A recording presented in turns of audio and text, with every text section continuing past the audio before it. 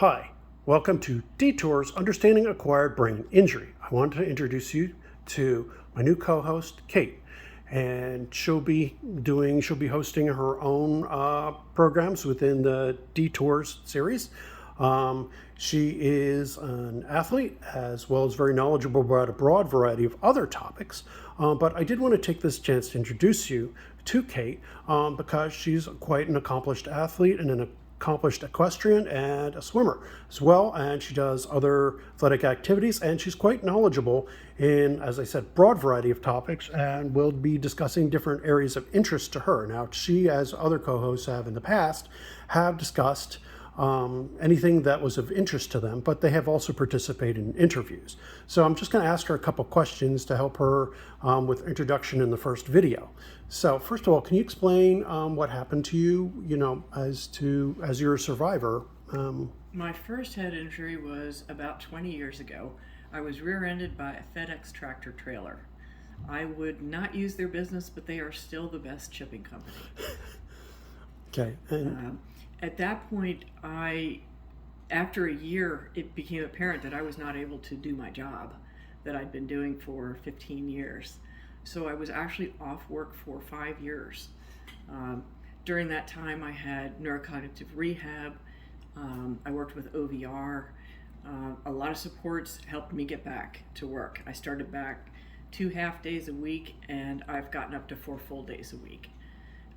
I used to work 5 days a week. 4 days a week feels very comfortable to me.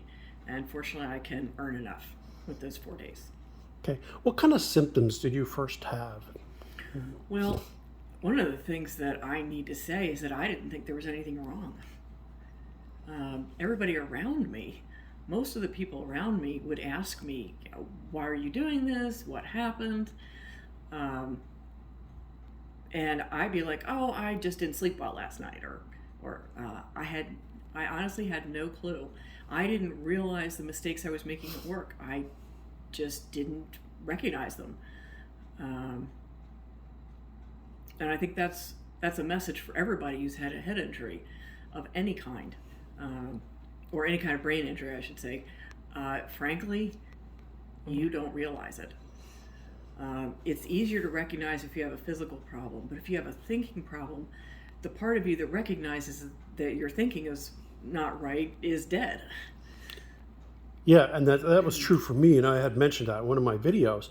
I talk about that self-awareness. Usually it's family that picks up on that, or friends, or other people that are important around us who say, hey, wait a second, this isn't right. And many times the best strategy for that is to let the person try and to realize, hey, wait a minute. And, usually it's a couple tries before they realize that there's a problem. So do you have any problems today? I mean, it's been a while. I do still. I've got some endurance issues. I really couldn't work that 5th day of the week because I need a 3-day weekend to recover. Right. During the week, I have to make sure I get enough sleep. Most people can, have a couple hours less sleep one night and still function, but that is not the case with me. I have to get the sleep, or I am brain dead. Excuse the expression. I am brain dead the following day and cannot think very well. No, it's the typical neurofatigue, which all of us have an experience with who have brain injury. It's classic, very typical. How about memory? Do you find? I did not. I don't think that I lost any old memory. I had some anterograde amnesia, but it was very specific. I would be told that I had given somebody an explanation 2 or 3 times already, and I'd have no memory. I had a friend that told me once, you told me that joke 3 times, and Right.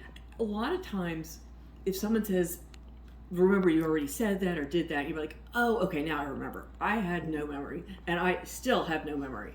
Right. I do remember the time when she told me that it was the 3rd time. That I do remember. Right. But fortunately, I don't seem to have trouble laying down new memory either. I'm fortunate in that way. Well, and that's good. And that short-term kind of memory that you're describing, like forgetting that kind of thing, again, very common, very typical. Now, you don't have any physical disabilities, headaches, or anything like that, any kind of those No, I symptoms? was also fortunate in that way. The injury was confined to a small part of my brain. And that one, and that's good. Now, you executive organizational or things like that? Yes, those were very much affected.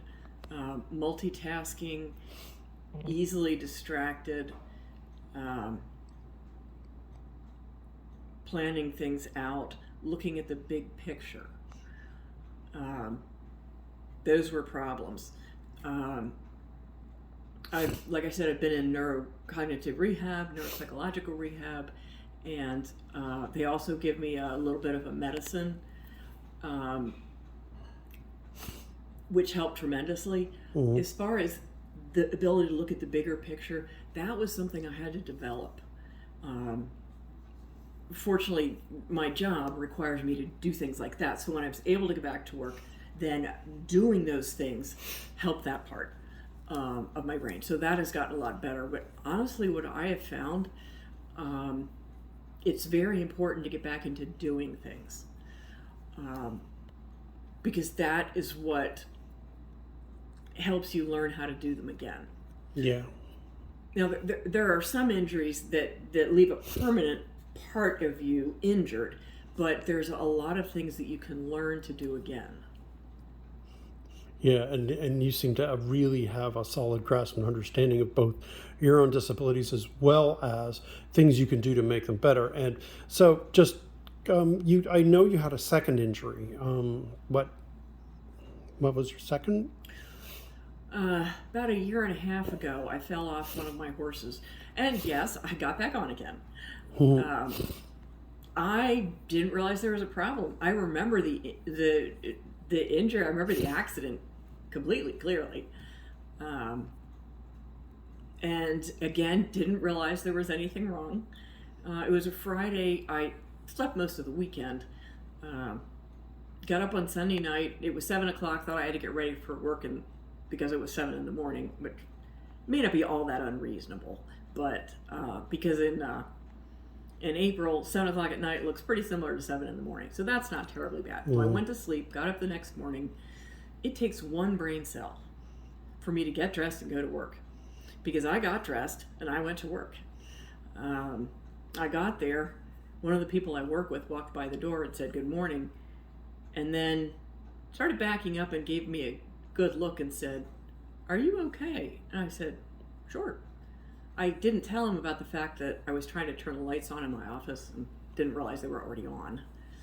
So a couple of the nurses came and talked to me and sent me over to our local trauma center. I was very lucky. I think I pretty much recovered from that. I had some physical injuries, but they've gone away, and I don't think that I had another permanent head injury. But I think I'm pretty lucky in that. Interestingly enough, I did not hit my head. It was and Mark will help me with the word. It was a concussive blow. It was a shake. And we describe these, you guys know from my other videos, when I talk about concussions, which are a shake instead of a direct blow. And you've seen my videos where I describe concussions, and these can be just as devastating. A mild traumatic brain injury can be just as devastating and leave you with permanent symptoms. And Kate is a good example of grade 1 diffuse axonal injury, which is microscopic. It does not show up on CT scanners or MRIs. And I'll be making connections below to the video about diffuse axonal injury. And you can see the different grades. Diffuse axonal injury is usually spread throughout the brain, mostly microscopic damage to white matter and to the tracts throughout. But I just want to wrap this up with one last quick question. So, do you know anything you want to tell anyone, or what your upcoming videos might be on?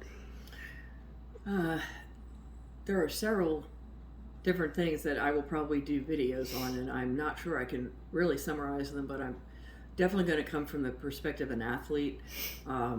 My sports are very important to me.